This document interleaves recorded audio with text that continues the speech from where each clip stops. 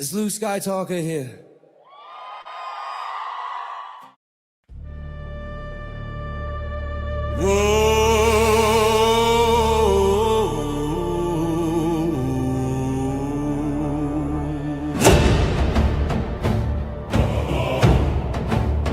We lived in freedom beneath the southern sky.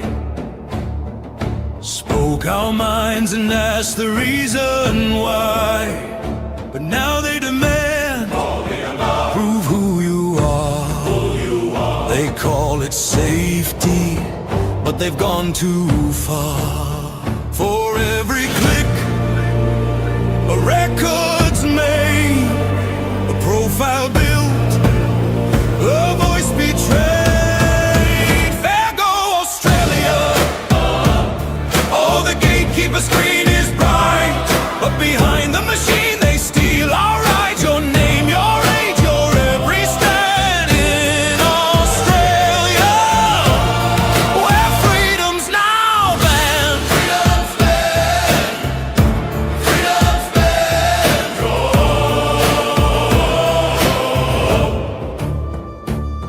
They say it's for the children to keep us all safe, but this brutal path leads to the darkest place.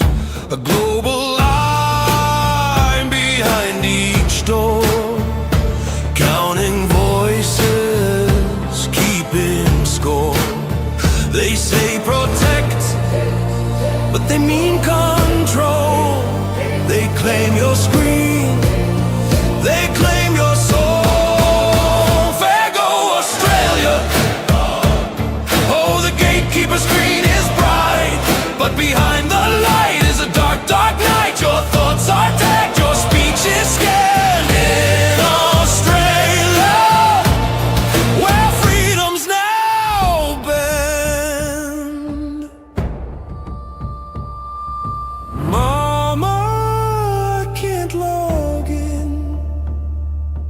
Papa, they said I'm too young to begin. Mama, freedom's fading fast. They've locked the gate and wiped our past. Fair go Australia. I see a little silhouette on the screen. Government global scheme ID in between facial scan and thunder. Very, very frightening me. I see Peter very city. Luke Skywalker, will you fight for liberty? Yes, I will. Yes, he will. Stand tall, stand free. There go Australia. There go Australia. Rise before the ID gate falls. Stand for access, stand for all. From the outback plains to Parliament Hall, freedom's voice must not fall. There go Australia. The truth must call.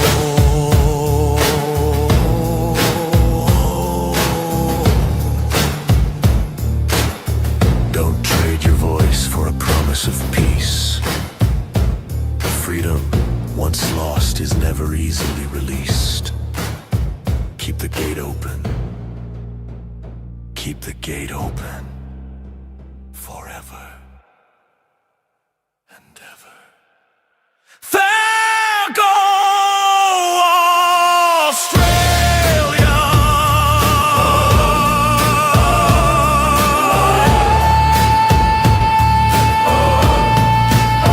There go Australia! There go Australia!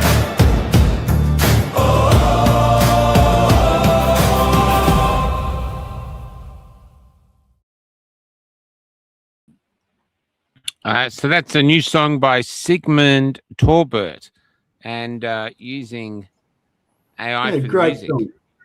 Yeah, Great what's song. interesting, I think he's probably late 60s, early 70s.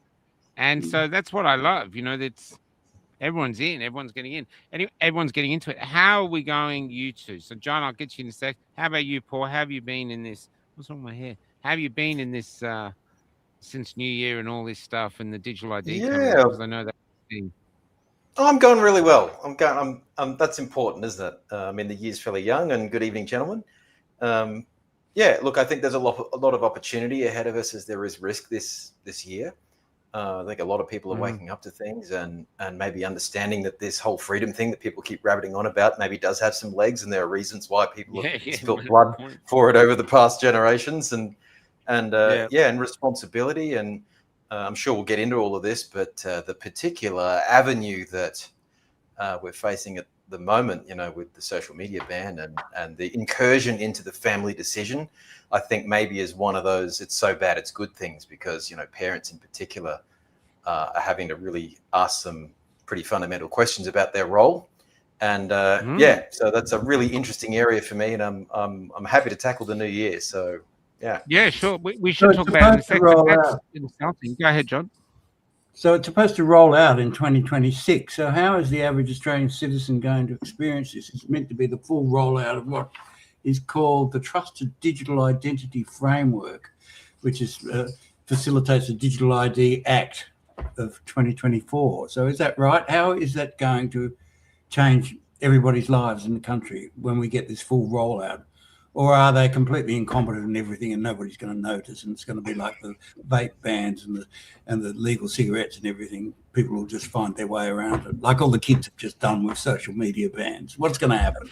I think that's one of those perfect question and answer all in ones, isn't it, John? Yeah, and we saw that recently with the December 10 date. I had people reaching out to me saying, I have to get my entire life off the internet before December 10 because I won't be able to access anything. And the experience of many people across the country was absolutely nothing. And other people felt kind of different touch points, and it was a real eclectic experience, wasn't it? So I don't think anyone knows, including those who are actually, pushing this legislation, because the implementation is a very different thing to that which is written in an act, isn't it? So so they've made this law, like banning vapes, which has made absolutely zero difference. You can buy a vape in any suburb in the country. So what's going to happen? Machete bin. I did in my idea. Anything, yes. Machete bin. Never forget that. That's like the highlight of the year. Machete. Has anybody ever put a machete in one of those bins? I bet you not one machete has ever gone. I heard the Somalians use them like an ATM. That's where they get them from. They're so expensive, you wouldn't want to scratch them either, right? That's right. They're not cheap. Times are hard. But it's old enough to remember the Australia card in the 80s. It's unbelievable. Yeah, that's right. I remember that. Yeah, but the Constitution saved us there, a constitutional lawyer. But there wasn't that right? Wasn't it some guy found something, a legal term or something, and they couldn't do it because of that? Oh, gosh. I was part of those protests. Basically so unpopular, they abandoned it, as I understand it. Yeah. I remember doing stories on it at the time. Yeah, that was the Australia card you're talking about? Sorry, I missed that. Yeah, it was huge. It was.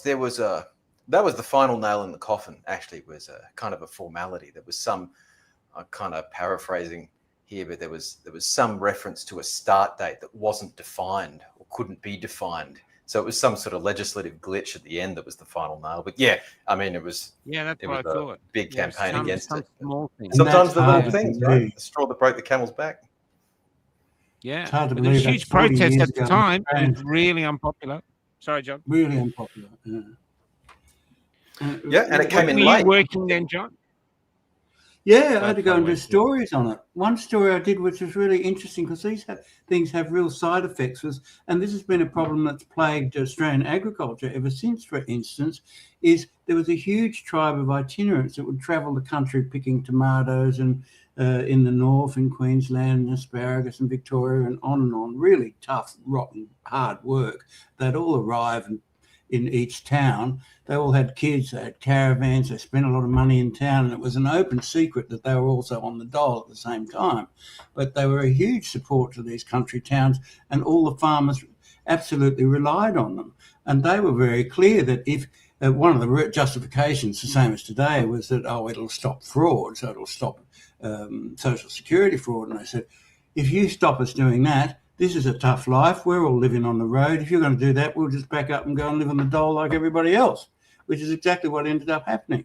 And there's been problems with people getting workers in farms ever since. And they had this band that had been there for generations. Kids had grown up on the road for generations. They were like Australian gypsies, basically. And they were rough and ready and filled up the local pubs wherever they went. And there you go. And that was all. That was the early versions of digital ID. It had that strange effect, that of destroying what had been an intrinsic part of Australian life and culture for generations, and had been hugely integrated into the way farms operated. Now they're hiring backpackers who, are there for a season and off and don't know what they're doing, and on and on and on. The difficulties have just, destroyed a lot of farms. A lot of farmers have just, mowed in their crops. Or that's fascinating, John. Have you still got that story? That's a fascinating. Yeah, it was on the front page on the Sydney Morning Herald on the weekend, which is the prime spot. And with a really famous photographer of the era called Rick Stevens, beautiful photographer, and I had this beautiful shot of people bent over in the fields like something, a Whistler painting or something, beautiful shot. And it caused a huge fuss, and that was another factor in the paper was against it. Everybody was against the damn thing. So how have we got, Paul, to this point where people seem to be accepting it? Is it just that the population is news averse, that they don't understand what's happening, that they don't really know about it? So I've devoted a lot of thought to this. I mean, there's probably many answers to that. There's an attrition of judgment, isn't there? And we've seen that in many areas. And what we're talking about here is a compliance architecture, whether it's related to identification or anything else. And, compliance architectures, I mean, they're systems designed to regulate behavior without really requiring judgment. It removes personal judgment relationships from the equation. And we've just become happy with that. And this is just one hair to the hydra, isn't it, that pops up when we abdicate our own ability to think through things and determine what's right and wrong on the ground, within the family, within the community. And we just send this kind of up to those behind mahogany desks to decide, and all sorts of complex systems, as you described, start to break. So I think we need to, we see the manifestations at the big end, at the national level, but I think the roots of it are very much close to home. And I hope that's where people are starting to kind of wake up a little bit, is that, I have to take sovereignty over my own life and my own immediate relationships, and determine my own risk tolerance for things, and steward my own life a little bit. So that's kind of where my thinking is on the moment. Yeah. Is it really that every freedom's been eroded inch by inch, so we've just become accustomed to it, basically, that we're now used to the fact that we're under total surveillance? Everybody knows that now, that the war for privacy has been lost. So is it partly that? Yeah, so that's the boiling frog thing, isn't it? And maybe we're so far removed from what was required to earn our freedoms that we're not educated in what's required to persist them. And there are different skill sets. We hear a lot of the kind of revolutionary phases that civilizations go through, and there are movies kind of made about it, and literature and all of this stuff. But the boring work in between revolutions of just maintaining freedom, I mean, that's a skill set that's not really written about much, or there aren't many movies. It's boring work. It's every little decision where you refuse to do something that would be convenient or would, expedite something that you're trying to do, but it clashes with a principle of yours. And so we need to become educated in what's required to maintain what's been gifted to us, because it's not just pitchforks and, kind of revolutionary stuff. There are phases in between, and we happen to be born in one of those phases where we've been gifted something, the value of which we don't comprehend. And, the generations after us will have to deal with the decisions we're making now. So, the boring work. I think it's the boring work of just maintaining the standards on the ground, despite and maybe even because of the inconveniences that they throw in front of us. I think it's partly also the lackluster state of the media, that much of the media is now government controlled, and so they haven't spoken out. So when in what year was it? In the early 2000s sometime, First of all, Tony Abbott introduced the legislation, and then Malcolm Turnbull made it law that all journalists are persons of interest under the ASIO Act. Now, where was the outcry? I mean, that's just outrageous in itself. Every journalist in the country is legally a person of interest under the ASIO Act. Now, that's just outrageous legislation.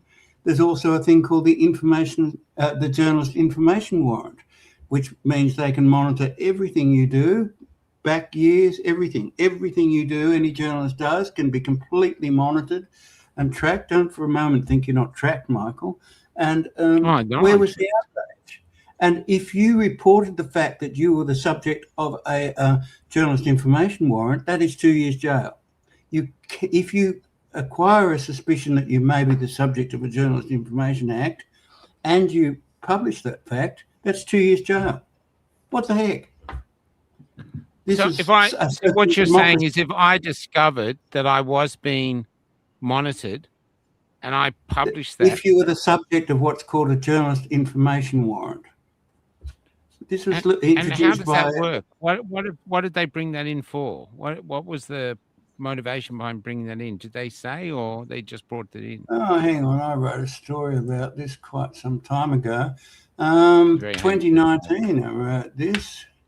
And it was that period Abbott, Turnbull, Morrison. And I asked, will future historians see the Abbott, Turnbull, Morrison era as the period of governance when totalitarian instincts were unleashed? The targeting of journalists is just the beginning of a much greater disaster. The Right to Know movement barely touches on the intensity of media manipulation by the Conservatives since they regained power in 2013, from blocking popular Facebook sites to harassing little red authors. Imagine you're writing something, and away I go. But hang on, I'll just find that bit every single time. We should publish that, John. Republish Sorry? That. Are you allowed to do that? Are you allowed to republish that if you wrote it for a paper? Yeah, this was published on Michael West, who's one of the leading independent investigative journalists in the country. And, and he's got lawyers, and we always had good lawyers wherever I worked. News Limited had some of the best media lawyers in the country. And there were various outcries about it. Journalist information warrants are issued entirely in secret. Journalists are not informed if a warrant is taken out against them and face jail if they publicise the fact. The laws have become so strict that journalists cannot write about security operations. They cannot even write about their own surveillance, or if they report that they are being surveilled, they can also be faced jail. So that's why you'll find in my books that there's a sort of they drift off into a sort of kind of novelistic technique at various points, and that's a response to that. Does that protect you from that sort of?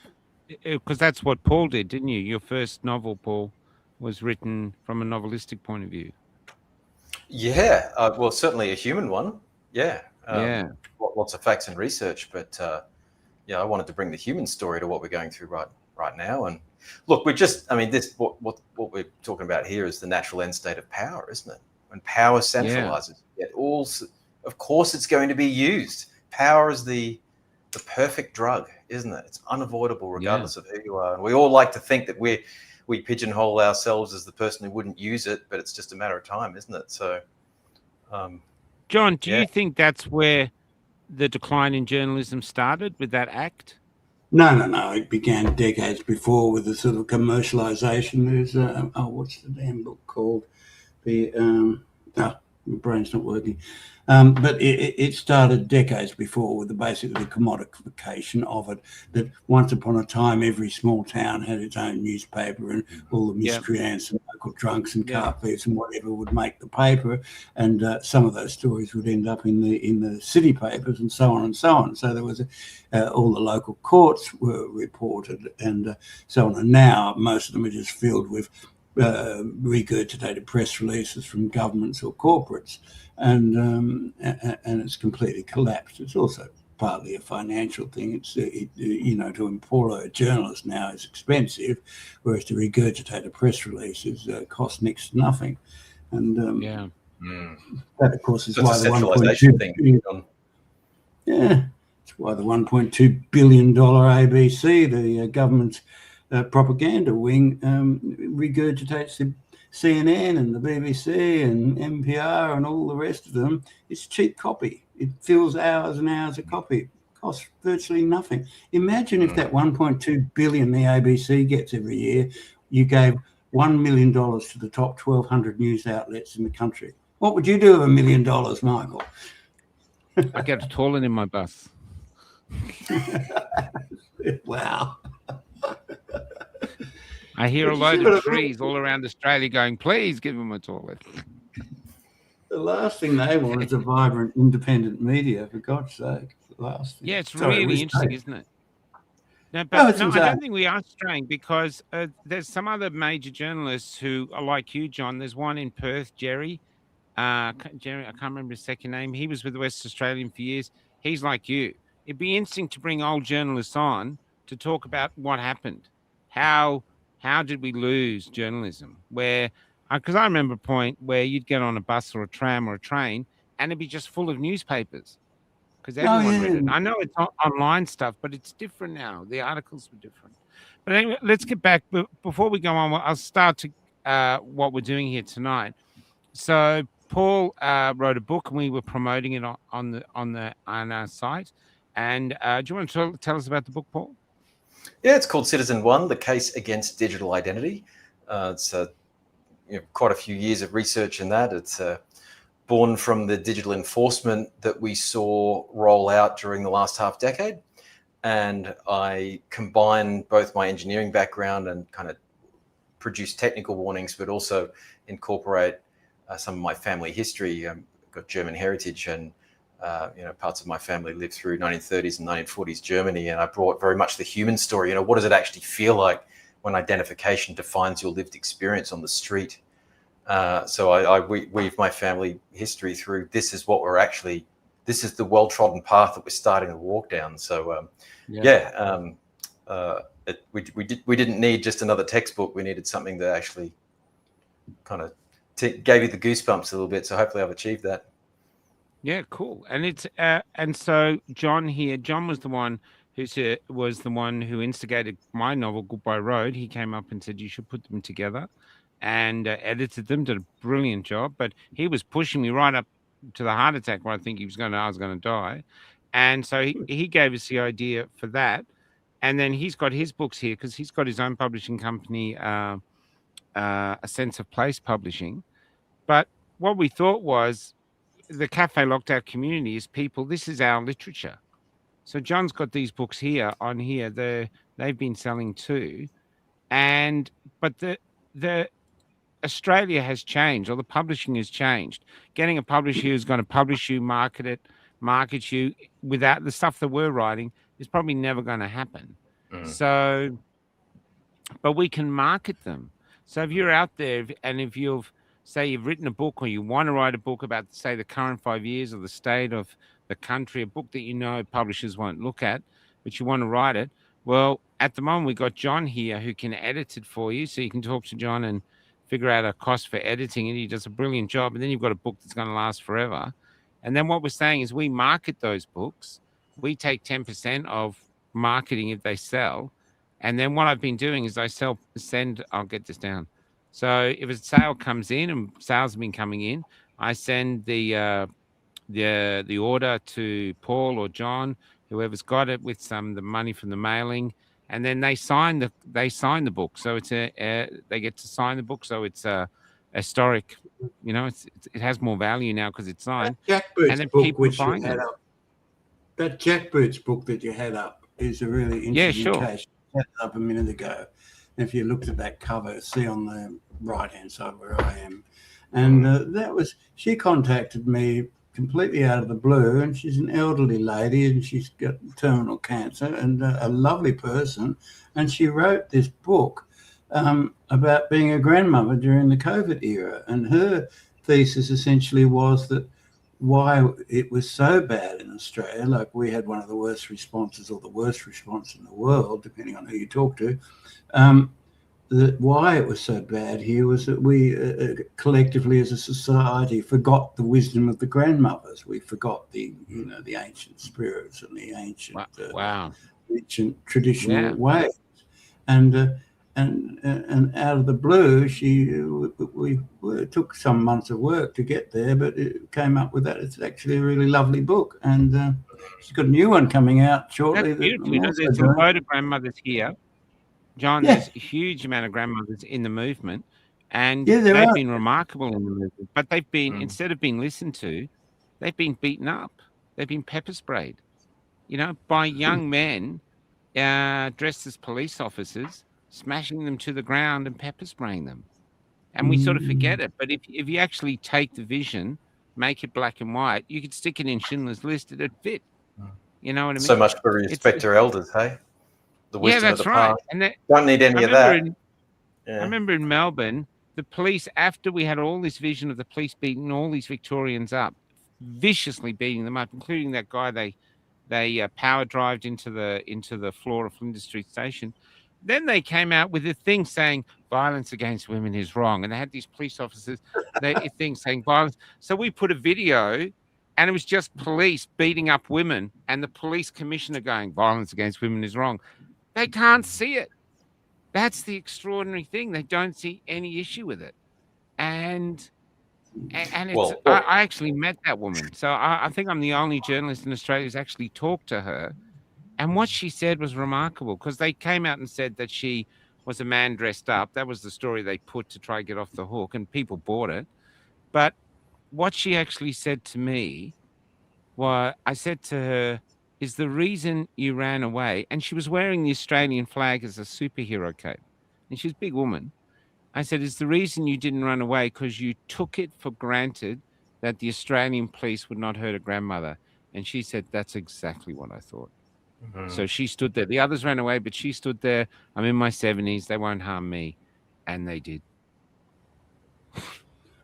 It's an extraordinary story. It was an extraordinary photograph. It went right around the world, that photograph. It was just unbelievable. Pepper spraying that poor 70-year-old woman, no about this far from her face. It's a wonder she didn't have a heart attack. It's a bit like our Tank Man moment, isn't it? The Tiananmen Square Tank Man moment. One photo can just capture the zeitgeist in the era. And do you think that's one reason why Albo is having so much trouble flogging all these endless things like the social media ban and his response to the terror attacks in Bondi and so forth? There's a huge sort of latent or silent resistance somehow to, there is. Because the government has just lied once too often. They've lied to us about terror. They've lied to us about COVID. They've lied to us about climate. Sorry to interrupt you, but look at this. I'll come back to that picture, actually. Amazing. But that was at the shrine. But this shows the Australia's gone. Here's us thinking, hey, we don't like what you're doing. We've got the right to protest. And here are the police, these ones in the black. They're the ones that should have been at the Bondi. And here they are here. I mean, there was horses. There was an army against us. The shrine was besieged by our own people, and people said they were from overseas. But Damien and a lot of the protesters talked to them reasoning they were Victorians. One of them's actually reached out to me, who was a part of the group that did the shooting, and said he claims he wasn't there that day, but he says we're Victorians. They were Victorian police officers shooting their own people because they didn't want to take a vaccination. It's extraordinary.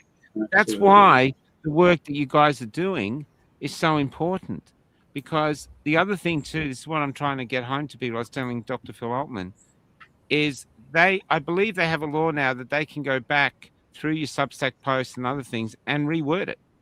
I can't believe they have that law, but they can reword it. That's real now. I still can't get over what John said about the journalist laws, but they have that.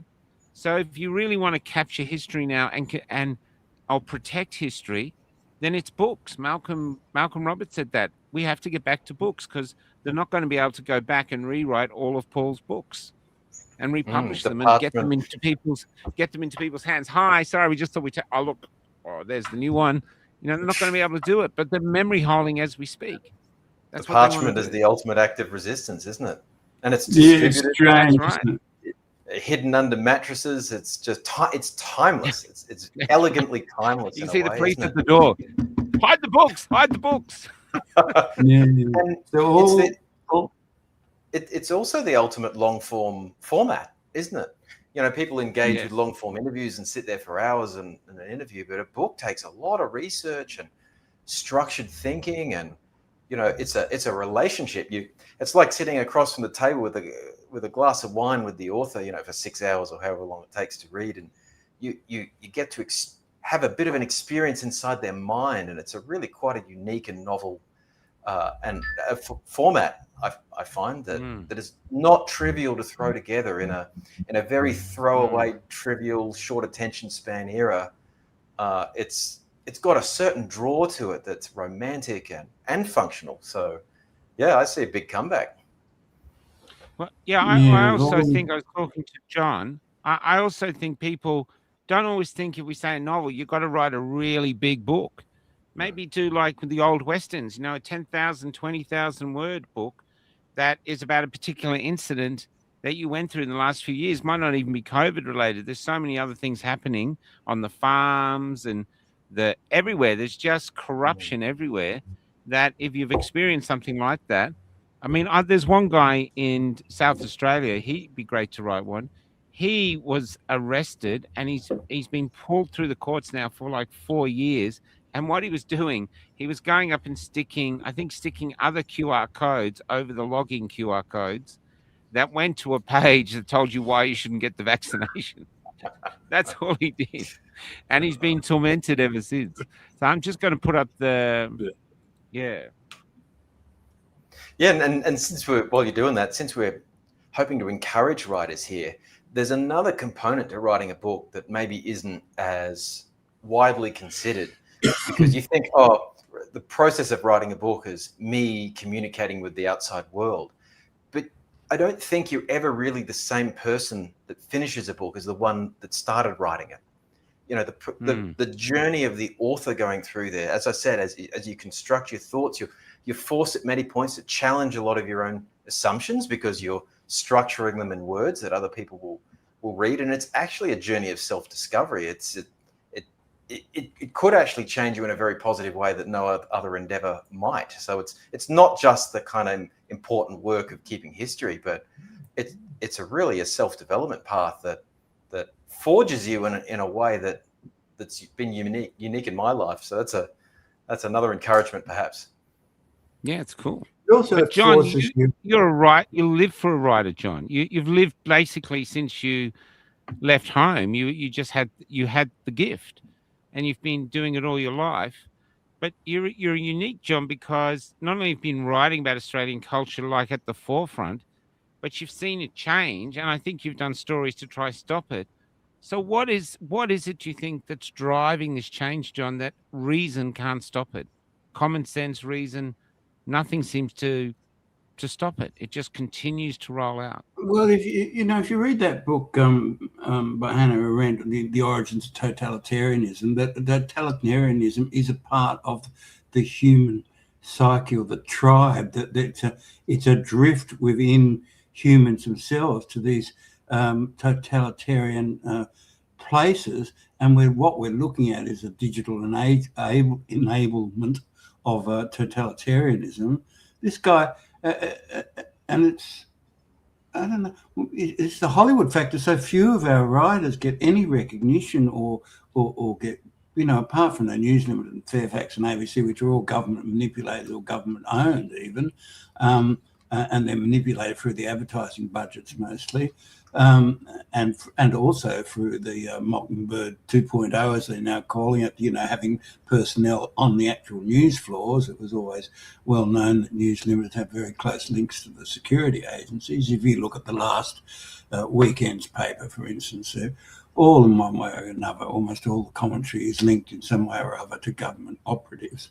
And that really, on a really contentious or tendentious issue like terror, they feel that that's the government has a safe conduit to calm things down, but they're not calming things down because they don't understand the electorate. There was a great series, basically, that the army and the military always knew that the enemy number one was a journalist, that they were far and above, someone we were at war with. The number one enemy of the country was a journalist, and so that was just a mindset within military and senior military ranks and agencies that it had to be controlled. It comes from a kind of command and control instinct. You were in the army, Paul. You would know all this stuff. Does that echo you? So I think you're describing leverage there, because the effect of a journalist is they can magnify or leverage information, so there's one single point that can have multiple outcomes. It's not just it's not easy to control if they don't control the outlet itself. So News Limited, of course, is reliant on government advertising, and there's a good reason why News Limited never went after vaccines and only went after lockdowns, because lockdowns was an easy way to wedge the Labor, and the vaccines, their company is directly, their holding company is intimately involved in the manufacture of vaccines. So, they're never going to go after it. You're not going to get that. You're never going to get a critique from the ABC that runs against the government, Well, we never had a debate about it anywhere. Sorry? We never had a debate about the COVID rollouts, on the ABC. I never heard of any where they got up and said why they shouldn't do it, they seem to be the choir, the government's propaganda choir, Well, they were 100%. Astounding, yeah. Everyone, I heard today on the radio, on the ABC radio, it comes on in the car sometimes, they used the word safe and effective, and in the same sentence, and there's a lot of disinformation out there, and they were talking about measles vaccines, but, they used the phrase safe and effective, one of the single most discredited phrases in the world. It's well known that it was one of the world's greatest medical scandal, safe and effective. Yeah. It's as big a lie as cheap and effective, cheap and reliable. It's just a ridiculous lie. And people have been so blatantly lied to for so long. Who knows that, there's over 1,000 kids now in Australia at any one time going through gender transition. So do we know that there's all these kids out there, underage kids, getting their dicks cut off and their breasts cut off and on all the hormones and all this insanity for an insane bit of ideology that your gender identity is fluid. But this is all going, where's the scandal? Where's the exposés? None of it. Of the irony too, where's the expose of the complete contradiction that underage kids are allowed to make those decisions of that gravity, but are too young and fragile to watch cat videos on YouTube until they're 16. That's right. That's beautiful. I mean, even to show you how powerful journalists are, look at that young journalist in America with the Somalian daycare thing. I think it's in Missouri. Yeah. And what was his name this again? Is one young guy. He's got just a little microphone. That's all he's got. He didn't even dress up. He's got his tank top up and he's just driving around.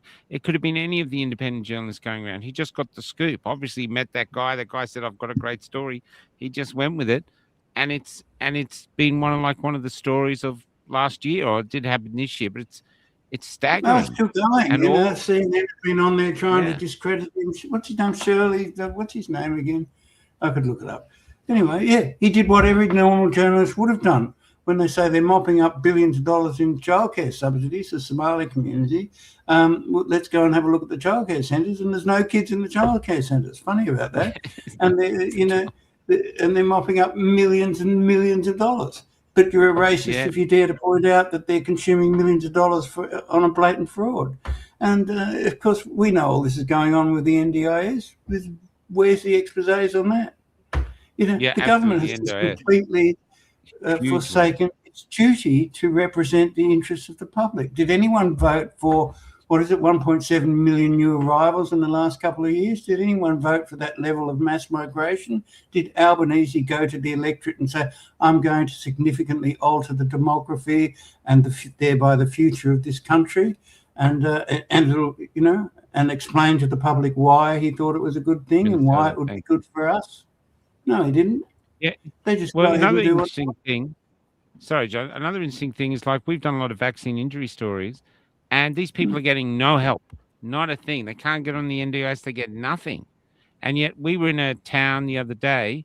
Here's an old guy, probably in his 70s, trans, one of those tragic-looking trans, like he started like he was going to try, and in the end he couldn't be bothered, sitting there with his NDIS carer. Now, he walked in, he ordered himself, he did everything himself, fully independent. So this guy, and I don't care if he's changed sex, good on you. But this guy's getting NDIS, and all these poor people who I meet who've got myocarditis, who are crippled in their beds, get nothing. And their families are I know there's one young guy in Sydney, Connor, that's one I wrote the play about. I think last time I saw him was a few years ago. His family was out $100,000 trying to pay for his care, and nothing was working. And the government doing it. And Andrew Brigden, that politician from England who stood up and talked about in Parliament, he claims that politicians approached him, trying to get him to basically shut up, and said, "Look, we're going to ignore all the vaccine injuries for 20 years. Hopefully, that these people just die off." And so there's a callousness is off the scale in our community. The government mandated and coerced and basically bullied and forced Australians to take this thing. And they did it. A lot of them people did it because they actually thought it was the right thing to do. And now if they're injured, and lots of them are injured, I mean, it's huge. We're living in a death camp. And they're just ignored. It's literally adding insult to injury, isn't it? It is, yeah. And then millions and millions of Australian children. That's just a scandal beyond unbelievable. Yeah. Even millions of even the children thing that unsafe and very poorly tested experimental. Think of the Titanic. Now, the Titanic is famous for one thing: the ship's going down, women and children first into the lifeboats. But in our world, we put this experimental thing into all the children. I've met kids who say, they're one of like 5 or 6 in the entire school of hundreds that didn't get it. So they've done it to all the kids to protect the grandparents. So that's like basically the Titanic's going down now. They'd be going, get those kids and women out of the lifeboat. We've got to get the nursing home residents in there. It goes against as we pepper spray them. Our very nature for survival. Even cockroaches protect their friggin' young, and yet here we are. It's staggering. So, Paul, do you believe any of the government? Sorry, Michael. Do you believe any of the government rhetoric about why we're introducing this digital ID? I really don't think it's sunk into people. And have we met, John? Have we met? I mean, no, not at all. This is an amoral institution that time and time again has proven that it acts in self-interest and self-preservation over anything else. And so, I mean, any conclusions are downstream from that, right? We just need to evaluate it on first principles. We don't need to even go to the extent of looking at the nuances and the minutiae of the particular topics. So I think you can discredit it just on first principles, as I say. But secondly, why are they doing it? The rationale is going to, prevent fraud and the same as the Australia card stuff that was debunked. I maintain it. Part of my thesis in the book is that human identity is one of the most valuable commodities there is. And I use the example, when you buy those home security systems, from Bunnings or JB or whatever, and you open it up and you usually get a little instruction pamphlet that says how to best position your cameras. Now, they don't say position your cameras out at the letterbox or, in the backyard at the fence. It's typically they're pointed at areas that are valuable, that you want to protect, your front entrance, your car or whatever it is, the windows where, the ingress points into the house. And surveillance at a national level works in the same way. Why are all the cameras in the cities, where the population is denser, and not so much in the rural areas where there's fewer people? It's because people are the thing of value. There's value in surveilling humanity. Human beings are the bedrock of civilization. We build societies, we're innovative, we create economies, all of that is ripe for extraction and behavioral manipulation and control. So yeah, when you view it through the resource lens, through the fact that surveillance produces asymmetric power, and again, I run through some examples in the book where that's easy to see in the real world. You see prize fighters are renowned for, or poker players, they're renowned for kind of acquiring the skill of observing nuances in the opponent's behavior.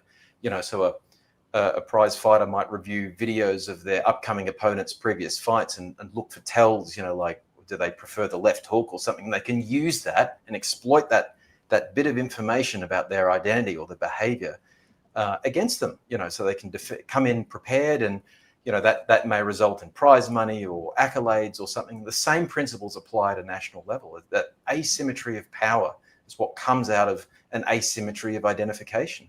And as you said, we're sold all these lines, these kind of ornamental justifications, like safety and convenience. And I've said on many occasions on these interviews that just doesn't pass the pub test at all, because we'd be hearing about it in the street, at the gas pumps, and in the checkouts queues. I hear a lot about cost of living pressures and immigration, as you've already mentioned, and election integrity, and all those things you can easily hear were out and about. I haven't heard once anyone say that the reason why their life isn't as good as it could be is because they don't get to digitally identify everywhere. It just doesn't pass the sniff test. So, and ultimately, if identification systems won't make the government more efficient. It won't make the government kinder. It'll make it faster. And that's a dangerous thing. That's a scary thing, actually. When going back to the beginning of this monologue, I defined what government is. It's an institution that is intent on extending its own power and exerting that power over those who don't wield it. That asymmetry, I think, is very dangerous in any healthy society, and I think that's where there's smoke, there's fire. Like I just think that it's too valuable commodity to think. What about about you, otherwise. John? Before you ask, just going to John, what do you think's behind it, John? As a experience, that was a beautiful answer. I think it's partly that people who know they're under surveillance are better behaved. So it's like the panopticon thing, which was introduced. It was a prison system for people who don't know it. I think it was introduced in the 1700s, where you have the central tower in the prison and you can see into every cell. And they found that if people know they're being watched, they behave differently, and basically they're better behaved. And if you don't believe it, try dancing naked in your kitchen at 2 a.m., drunk, when you know somebody's watching, and naked in your kitchen at 2 a.m. when there's nobody around and you know absolutely for sure that nobody's watching. You just behave in a completely different way. And you just broaden that out. You got parole for that, though, didn't you, John?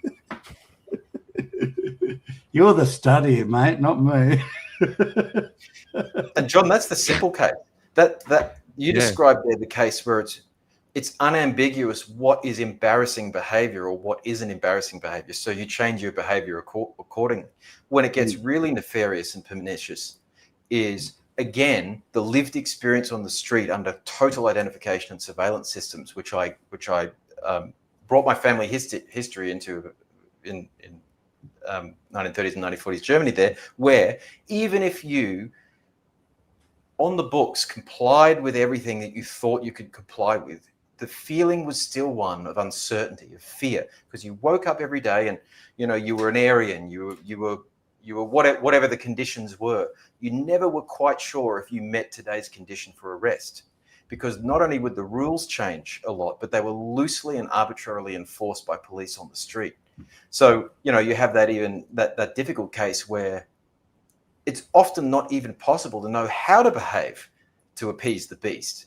And just the surveillance means this is the principal failure of the argument. I've got nothing to hide. How do you know what you need to hide? Because ultimately there's something that you do every day that you think is innocuous. That's I walk to my car. I might drive my car between 11 and 12, or I might put milk in my coffee and not. There's an infinite number of micro behaviors that we just assume are acceptable, and the definition of acceptable may just change overnight. So at some point, everyone crosses a line where you do have something to hide, because it's fundamental to how you exist. Can I just ask, do you believe that my fear is that this is heading to a social credit score system? This is the big step, or almost this is the tool they need for a social credit score system. I mean, sorry, John, was that targeted at you?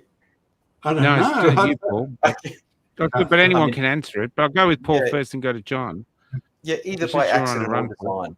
Yeah, and it's a very good point you raised there. Even if the intention is not to build something like that, what we're talking about with digital ID is not a single app or a website. It's infrastructure. It's like laying pipes. And once the pipes are laid, you don't get to choose what flows through them. So once we've got these systems in place, down the track, there may be a regime that comes in, or a well-meaning AI or something that goes, we can improve, by some definition of improve, the nature of our society by, assigning certain scores to certain behaviors. And that may be very well intentioned. But once the pipes are there, it just means that these things can fall out very easily. And ultimately, I think are perhaps inevitable with enough time. So intention is almost secondary, isn't it? Once the mechanism is there, then we're just down to good luck, aren't we? What do you think, John? I keep thinking in more science fiction kind of terms. Well, it's not really science fiction much anymore, is that we're moving into an era of AIs and of robotics, that they're talking that most jobs will be gone within a few years, and they're already going at a rapid rate. Do you need a musician to score your music now? Do you need a graphic artist to do some of the voiceover artist? Do you need an encyclopedia when you can just ask it some of the most complex questions, or just have a chat about it, or anything? You can ask anything. You can chat to Grok now, supposedly the most intelligent AI on the planet, and it's absolutely fascinating to talk to. And so a lot of the necessity, that's that whole useless eater things that the origins of totalitarianism talked about. You're basically talking about making most humans of the herd more or less redundant. Do we need them? What do we need them for? And so you're evolving humans into genetically enhanced and cybernetically enhanced creatures who will look back on the human form that we know as very primitive, in the same way that we look back on chimps, as our descendants. And that's not that far off. The genetic manipulation, to breed hyper intelligent humans that are hyper fit and all the rest of it, and have all those qualities. And just say, for instance, I think it's pretty well established that there are some. It's rare, but there are some humans that can remote view, and exactly how it's done, there's been quite a bit of research, as I understand it, remote viewing. So if you can get the gene for remote viewing and breed humans... What's remote viewing, John? That you can see what's going on in some other place, that you would be able to see, wow. And it has obvious military applications, so which is why there's been a lot of research on it. So if it's true, for instance, that there were prophets in the Bible, here's another case, that there were some people that could see what was going to happen. It seemed to be 400-year leaps or whatever. So if there genuinely were prophets that could see the future, that means there was a certain small percentage of the population that somehow existed, or their consciousness existed outside the normal stream of time. Now, if you could isolate that gene, you can breed humans that have the gift of prophecy. So they've now got these huge genetic banks and know the traits. Intelligence is the obvious one because it's the most easy to measure. But, it's not long before you get into breeding superhumans, and then you cybernetically enhance them with the the extraordinary abilities of the AIs now. Humans are about to evolve into a completely different animal, basically. That's my guess. I just want to challenge you on the AI thing, because I've seen another stream, another argument to this. It's in some videos I've seen. One is an old guy who's been working on computers since day dot, and he's saying that AI is a bubble. It can't actually do a lot of the things that it's saying, and this is his argument. He's saying what it is because no one knows what it's capable of. So the people trying to create it are wanting money. So they keep putting out statements. Oh, look, it can do this, and it can do this, and it can do this. And so everyone's throwing money going, oh, this is going to be huge. And the businessmen behind it are doing the same. And he says this has happened in history. It happened in the dot-com bubble. And so they just throw tons of money in. There's no one sitting there going, actually, I'm not sure it can do this. And so he thinks it's going to be a bubble that'll collapse. The AI won't go away, but this huge furor going on now will collapse. The other argument came from the CEO of IBM, and he said the infrastructure they want for AI, they'd need at least, this is just in America, 100 data centers. Now, that would cost about $8 trillion. And in 5 years, they'd have to replace all of them because the chips only last for 5 years. And he said even the interest repayment on $8 trillion would be more than Microsoft, Apple, and Thing earn. So he's saying they can't actually do it. They can't generate the power they need, and they can't afford it. So it's not economically viable, and no one wants to talk about that because everyone's making so much money. So he reckons AI is just like what it's doing with you, John. You know, we're talking to Grok. I can do some music, which I never did before. And there's other things like that. It's a really good, great, fun tool. So I'm not saying they're right, but I'm saying it's really interesting to hear that point of view, because then you realize they're just frightening us. Oh, there's going to be no jobs for you. And that just brings us down, makes all our young people feel like, what's the point of living? What's the point of having families? I'm not going to be able to afford a house. I'm not going to be able to do a job because AI will do everything. But they might not be able to power it. I know they want to do electric trucks somewhere in America, and they wanted to change the whole fleet to electric. And I think the governor of the thing said you can't do that because you're going to use more power than we actually have in the grid. So I'm not sure that it's a done deal yet, and we might just be getting conned as we just continually get conned, you know. So I don't know. It's an interesting other view, you know. Have you heard about that? Any of you two? Or is I just that's a problem. Yeah, my algorithm threw me that, so I got a talking point in an interview. Yeah, we've, like you said before, with the .com era, it's a disruptive technology, and you know, a lot of this, both sides of the argument can be true simultaneously in a way, because we might be looking at timescales here. So with any disruptive technology, you look at the transition from horseback to car, you know.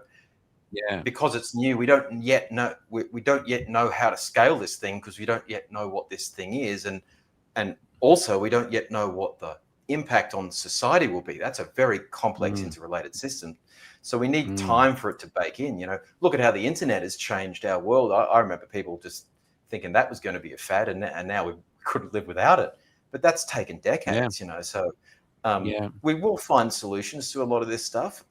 But yeah, I think we have to break these types of discussions into different pillars. And one is the technical kind of engineering component, but the other one's the social one. And they're both very important. They're both required. But yeah, you nailed it, Michael. I don't think it's going anywhere. But perhaps we are, you know, kind of passengers when it comes to determining to what extent and when and all of that stuff. John, if I may just go back. So both of them did say in their arguments that AI will change the world, but it'll take longer and they're not as sure. So exactly what you were saying. Yeah, sorry, Paul, yeah, we need different type of infrastructure and logistics and all sorts of things, and new jobs will come along and old ones will be made redundant, just like when the you know, the tractor came along and just about everything else that's been disruptive. And but we've found a way through up to now, haven't we? I can't play an instrument, and yet I'm selling music. I've got an album from my poetry that's selling. I can't believe it. I can't play an instrument to save my life. So my life has benefited from it. And I'm asking other poets out there too. If you're a poet and you've got all these poems you never used, throw them into AI Suno. See what it does. You might actually get really surprised. It's almost like giving your poetry wings, because someone reading a poem on Facebook and someone hearing it sing like recording version is different. So I don't know. And you actually, go ahead, John. You can ask a sort of sideline question: is how's this under 16 media ban going in Australia? Is it actually working? I don't get the impression that it's working at all. Is it working? I know. Is it? Are the kids staying off social media? Did you hear what the kids do to get past it? Oh, I've seen various things. One of my friends did it. They use Albanese's face. When it asks for verification, they show a picture of Albanese's face. We didn't believe it. We'd heard that that's what they were doing. And then Tom Vogel, one of our podcasters, he got kicked off Facebook, had to verify it, and he did it. And they let him on. And then they did it again, and he did it again. He shot a really shoddy picture, and he just moved it like this and let him back on. So Albanese is the passcode to getting past censorship. But let's be nuanced here, because that's one definition of working. And you could say that that's failed, that isn't working. But what is working is now we're all becoming conditioned to putting something in front of a camera. That is working. That's the bit we have to watch for. Yeah, not how accurate the determination is, but the checkpoint that's now put in front of a resource that was previously unobstructed. That's working. Though I had to laugh at the Aussie larrikinism of those under 16s who were on the PM's socials there going, "Still here, bro." I just, from a cultural point of view, I thought that showed real hope. It showed the larrikin spirit might have skipped a generation. The kids have it. So that was my takeaway. And people keep saying the kids aren't interested, but every time I meet a young person, they're very aware what's going on. They're very pissed off, and it's really, really interesting. I have faith in them. The most powerful interview I did was in Castlemaine with this young woman, and I asked her, "What do you think of Australian culture?" And she said, "We don't have a culture." She goes, "I wish we did. I look at other countries and wish we had it. We've just got a load of people on an island doing shit." And I thought that was profoundly sad, And then other young people have come up and said that's how they see it too. Anyway, but we're going away from the books. Just before we go, John, tell us a little bit about your books on here. We've got Terror in Australia and Australia Breaks Apart and Unfolding. All of these are working. All of these are selling. There's 3 of them. There's actually 5 in that series, but that was in 2000. That first came out basically January 2016, basically almost exactly to the day, a decade on from the Bondi attack. This book was published. And it came about when I came back from living overseas for a while, and I was just shocked by the state of Australia. I mean, Asia is absolutely booming, and we come back here and there's closed car lots and drive down Parramatta roads. Everywhere is a street of despair, basically, and the defeated nature of the population. I've just been in Vietnam, and this industry everywhere you look. You look down any street, even in the working class areas, well away from tourist areas, everywhere you look there's activity, and you think, God, 99% of this would be illegal in Australia. Everybody's selling things on the sidewalk, or, the school near where I was staying, there'd be 100 people selling pens and exercise books and breakfast every morning to the kids going to school. That's just one enterprise. You've got sort of land ownership system there, as I understand it, where if you buy a house, that's yours and your descendants forever. They're not driven by the same market economy in real estate that we are. Anyway, I came back from living overseas, and I was just shocked by the state of the country, and it was that full on at that height of Tony Abbott and making absolute hay out of Islamic State. the Telegraph was badging their pages the deaf cult, and page after page, the deaf cult, the deaf cult. And ironically, when Islamic State was actually defeated in Iraq, I think it was on page 33 or something. It was like a very small little non-event story way at the back. That wasn't the point of that whole drumming of terror, So there's a huge questions about the use by, Abbott basically gave up governing, administering the country in favour of terrifying everybody to bits over Islam. And there were very dubious questions to that. And then there were several books. There were 5 of them. I just felt absolutely compelled to write them. I don't know why. It was really bloody hard work, and it just went bang, bang, bang. And there were 5 of them in the series. The next one was called Dark, Dark Policing, which is about the shaping the way you think through authority, and the next one was about surveillance called Hideout in the Apocalypse, and then along came after those books, because all of this was shaping long before we hit the COVID era, and then Unfolding Catastrophe was that full-on, I'm literally locked in this house. If you go out, and talk to your neighbour and someone else pulls up, that was illegal. I mean, it was just out of control what we went through. And then and when Australia breaks apart, opens up, that was 12 million people were in lockdown in the opening scenes of that book. I mean, it was just beyond belief what happened in this country. And you couldn't, the old phrase, you couldn't make it up. But anyway, it was they're compelling stories, and they're real stories, and they're told through the eyes of a somewhat shambolic old journalist, who bears no resemblance to me. The thing is, though, as an elder, we have this thing in society: you're old, get out of here. But in most societies, you're an elder. You've done a huge amount of work. Oh yeah, you're really highly respected. It was a weird thing being in Vietnam recently. It was you're respected if you're elder. That's right. We have something in our country we don't do that. It staggers me. I talked to one old guy in Lismore, and he was going on about how all the different ways the government could have set up the infrastructure of the water everywhere, something with the dams, that Lismore would never flood, but they just won't do it. And it was fascinating how well he knew and how much information he had, and yet here he was in this car full of all his paperwork, wherever he was researching, and of course he's just ignored. So it's I think we have such a fascinating country at the moment, because we have a community, and it's not an unjabbed community. It's a community of people who are just wanting to talk now. Like we have a guy coming on Sunday, Simon O'Rourke, Muso. He's been watching Cafe Lockdown for 5 years, and he's just started commenting, and his comments were so powerful. I said, mate, why don't you come on? So he's going to come on now. And I think bit by bit now, Australians are going to realise, you want to defend free speech, then you bloody exercise free speech. That's it. You start talking, and you don't care what happens. It's a sense of community, Absolutely.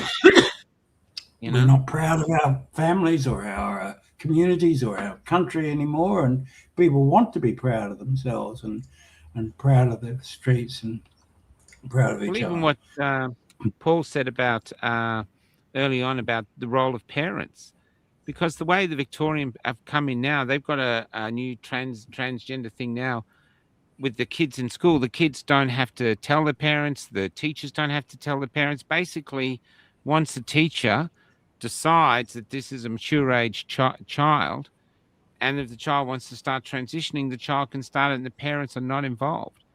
And if they get involved, they have a trouble, they can be removed. So this is insane stuff. I mean, it's so insane that I don't think people can believe it's real. Well, it can't be happening in our country, but it is. It's happening in our country now. I saw a young guy doing a post about it, and I was just listening. This can't. How did this get past Parliament? All the politicians looked at what he said and said, "Yeah, I agree with this." All of them. There wasn't anyone who said this is insane. Fathers all across the country. So many fathers actually feel like they're like a museum piece, a novelty item to have in the house. You can be the father, but You do one thing wrong, you give your kid a smack, or you yell too loud, and bang, DVR, you're out of the house, man. And the society tells you, we kept you for symbolic reasons, but you actually have no power as a father. I've met fathers who told me their kids have said, I don't have to do anything you say. You're not my father, only by name, because the school has taught them that, Oh, and so boy. then this is powerful shit. You wait as a young father, you wait till they go to school, one thing out the way, bang. We had This government has introduced some of the most appalling family law legislation imaginable. It's just like the father has absolutely no hope of gaining custody of their children, and is just regarded as a perpetrator. Look at the comments. My kids are suffering. And My so kids if are you're out there suffering, and yeah. you've been through the We're court going to system, do I know it's very hard. If you've been war through on the our court children, system, look at John's got a that. great book about it. But write about that. Write about our country is sort of collapsing around us, and it seems to be. Yeah, we're going to do this interview. I might plug the interview, can I, Michael? Yeah, go. But Sue write Price. about it. Write about it. Write about it in books, and let's start creating literature. Who knows? It could actually become very powerful. So point the. So we haven't got the date yet. Are you running out of time? No, we haven't set the date yet, but we're going to interview Sue Price, who runs a men's rights agency, and I sat up there at her house because I couldn't bear sitting here and writing it. And the book's called "Failure: Family Law Reform Australia," and it's a really detailed look at the history. 2025 was the 50th anniversary of the Family Law Act of Australia, and it nearly killed me writing that book. But she's a really interesting character, and she's 80 now. Yeah, she's the far. They describe her as the far right figurehead of the men's rights movement, and she's an 80-year-old woman in a wheelchair, recently bereaved, with a heart of gold, and she's the so-called right winger, And it's just this is how insane the whole thing is got, and she's a really interesting figure, and we really need to interview these people before they pass on. Well, let's get her on next week. It'll have to be online, but let's get her on next week. I'm happy to do that. Yeah. There's yeah. But anyway, just to say, so this is what we're doing, and it's the start of the year, January 2026 is going to probably be a tough year. The world, we're calling it the nonsense war. The world is just, it's every day you just wake up and go, ugh, and they are erasing history. They want their history gone. And this is why we think books are so important. And this is a new way to do it, because if the publishers aren't going to publish us, and you can publish us, and you can publish it yourself on Amazon or Ingram Spark is what John uses.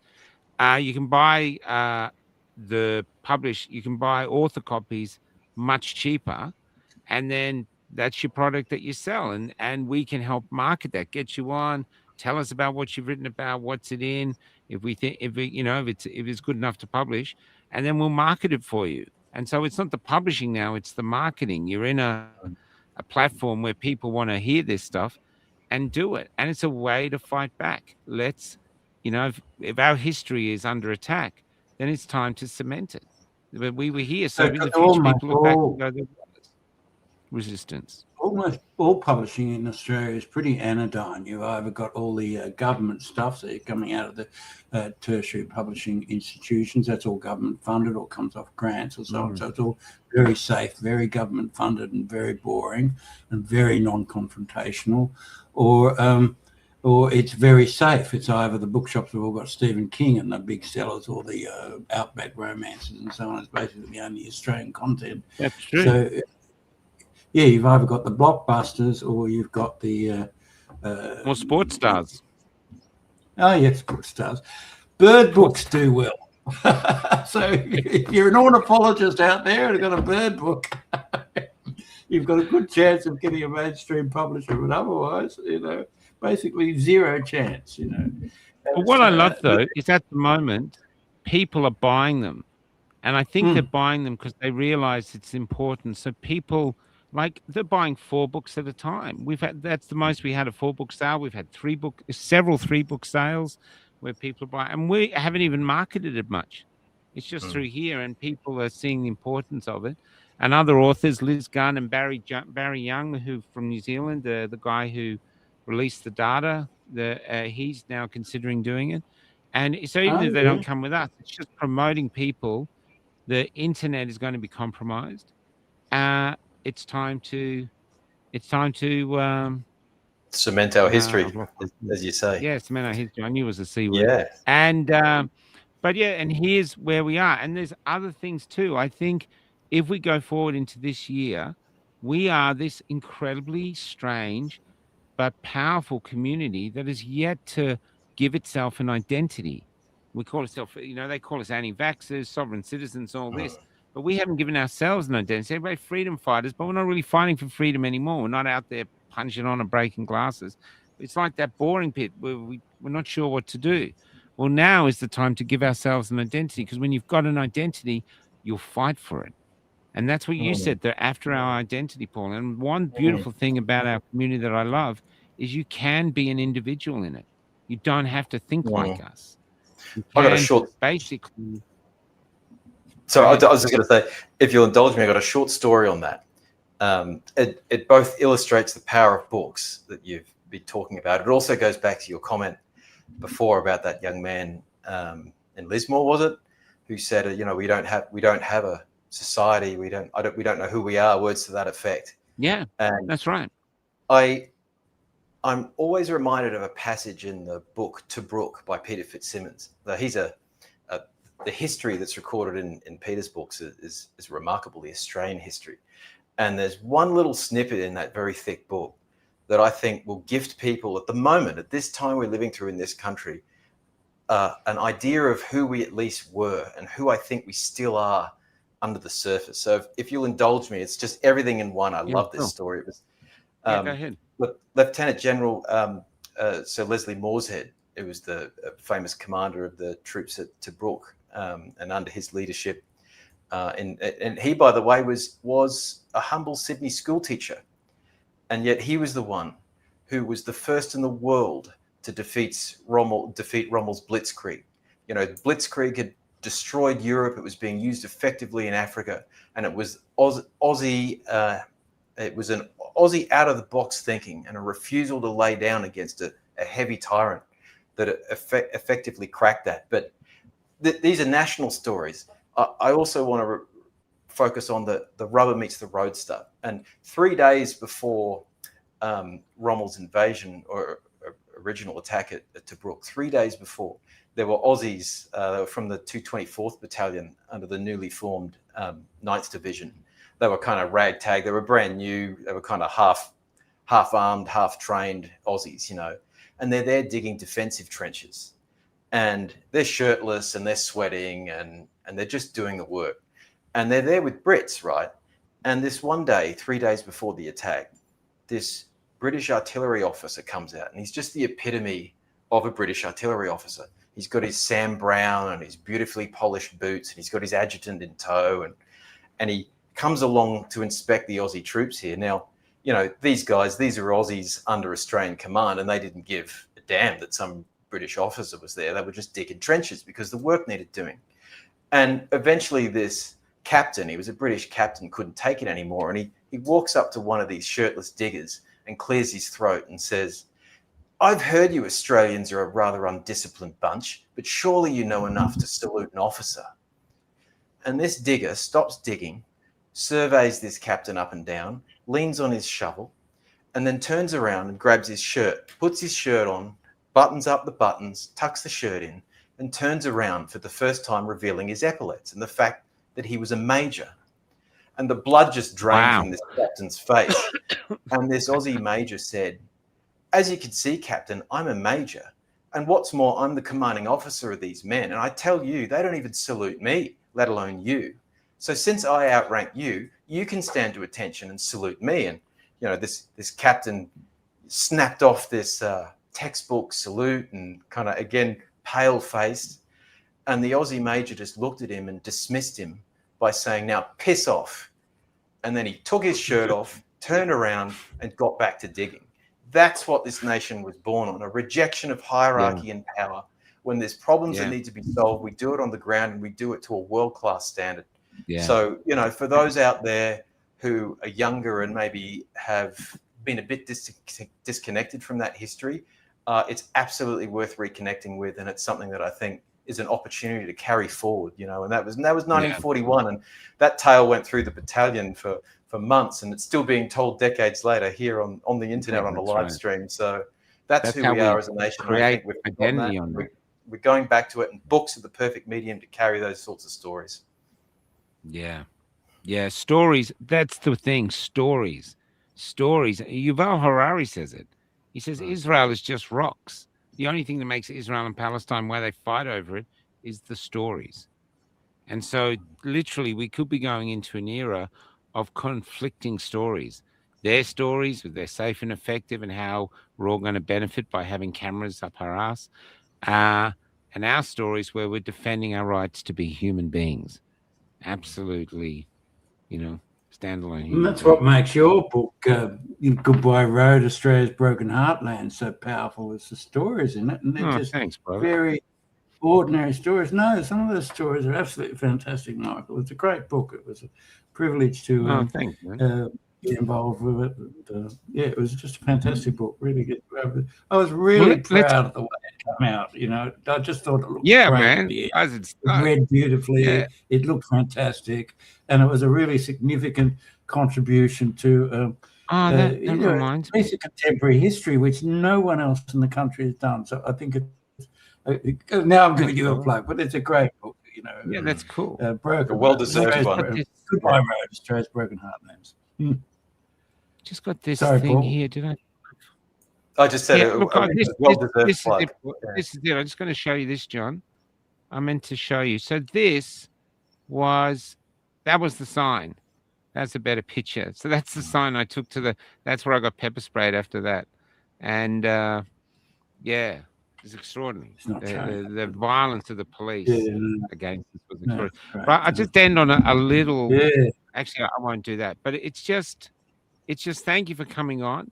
We're going to get John on again with another author, and Paul has got another book coming on. Thanks to everyone who's bought the books, and we're just starting out. We're just seeing whether it works and supporting these authors. And I love it when I send something off to Paul and go, "Hey, we got another sale. Yeah, hey, John, we've sold 2 of your things." Yeah, it's fun. I posted three today. Yeah. Yeah, it was good. Yeah, it's great. That's right.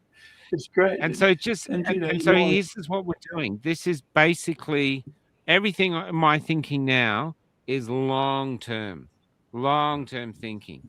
We're going to recreate our identity. It's going to take long. I think Paul Lassig, who is in Melbourne, he's a great thinker. He says what we need is a cultural revolution. We all know the Australia we want. We've just got to sand off all this woke shit and all this other bureaucratic bullshit and get back to get back to that major in that trench. The country's in trouble. It's time to start working. We got to get back to him and get rid of And so this is what we're doing, but we need to know who we are, and it's changing. I mean, you go on the Nullarbor, and it's where I'm heading soon. And I remember I went in there one of my last trips across. You go into a roadhouse. Now, usually a roadhouse is chips, cooling hamburgers and stuff like this.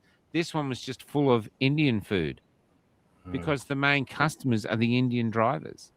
So they've got Indian music playing and the whole thing smells of curry. And I don't even have an issue with that. I just love Australia changing. And I talked to 2 guys who didn't want to be interviewed, 2 Sikhs, and they were telling me that they were from New Delhi. And the difference were in New Delhi, where you've got a face like everywhere you look, there's a face, to traveling across the Nullarbor in their turbans and this big truck and just so much space. There's nothing. It must be quite an extraordinary turn of events. You know what I mean? So who are we now? And one way to find out who we are now is to get out there and see. Like the other thing too is like they're going on about anti-Semitism. I might finish on this for me. Albanese is going, the rise of anti-Semitism, I've been 5 years on the road. I don't see Nazi flags anywhere. I don't see Nazi swastikas driven anywhere. I don't see anyone dragging Jews into the street. I don't see any of that. I don't see any of that. So I don't know what he's talking about. I know he's talking about the Bondi thing, but they're talking about everywhere, like that caravan incident. But that caravan incident was a setup. So it's all, we're just being lied to and lied to and lied to. It's quite extraordinary that they don't even seem to care that they're lying anymore, because the people are so broken.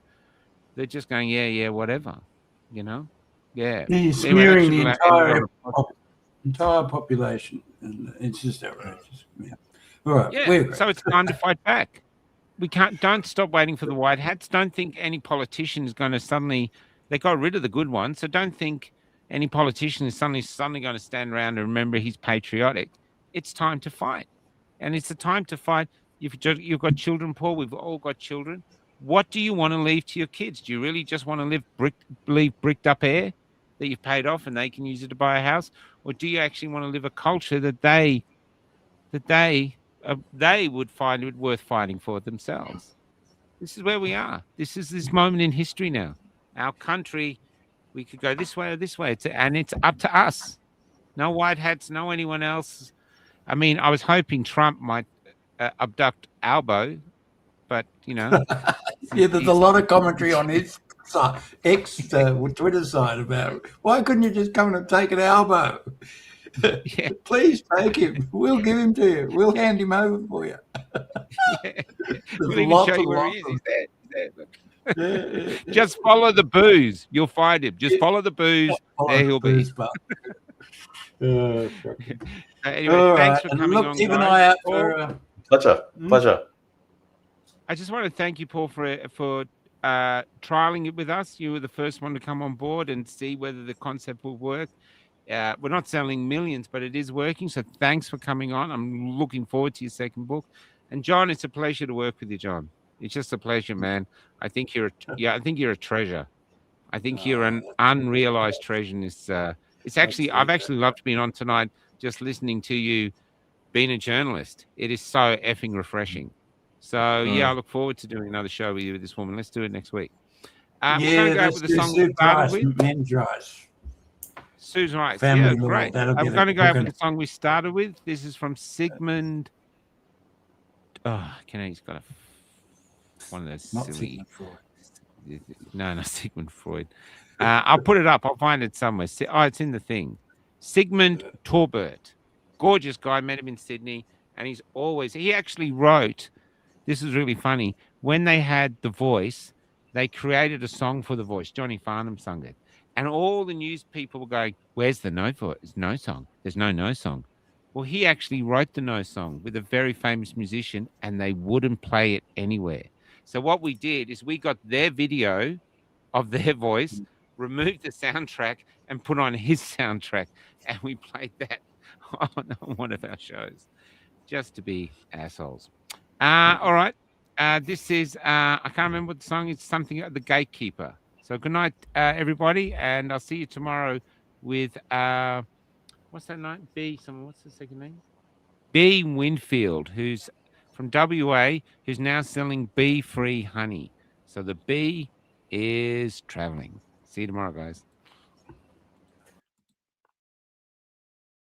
It's Blue Sky Talker here.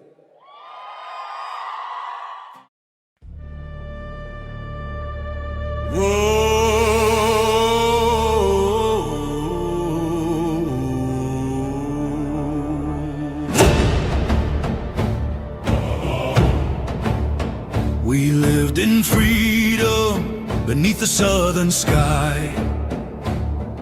Spoke our minds and asked the reason why.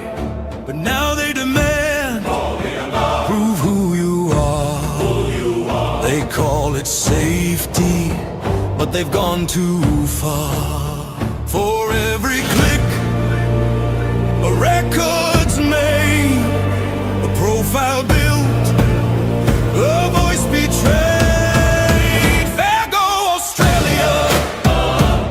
Oh, the gatekeeper screen is bright, but behind the machine they steal our rights. Your name, your age, your every stand in Australia, where freedom's now banned. Freedom's banned. Freedom's banned. Oh.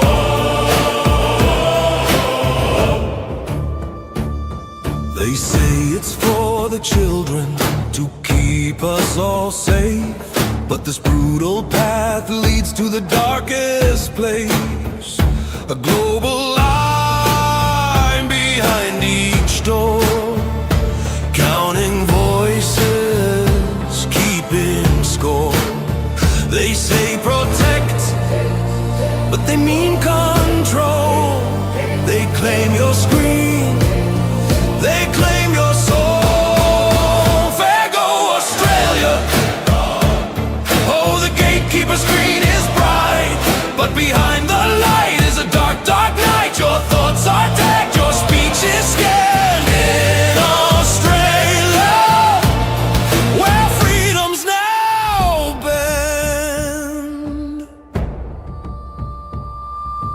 Mama, I can't log in. Papa, they said I'm too young to begin. Mama, freedom's fading fast. They've locked the gate and wiped our past. Fair go Australia. I see a little silhouette on the screen. Government global scheme ID in between facial scan and thunder. Very, very frightening me. I see Peter very city. Luke Skywalker, will you fight for liberty? Yes, I will. Yes, he will. Stand tall, stand free. There go Australia. Fair go Australia. Rise before the ID gate falls. Stand for access, stand for all. From the outback plains to Parliament Hall, freedom's voice must not fall. Fair go Australia. The truth must call.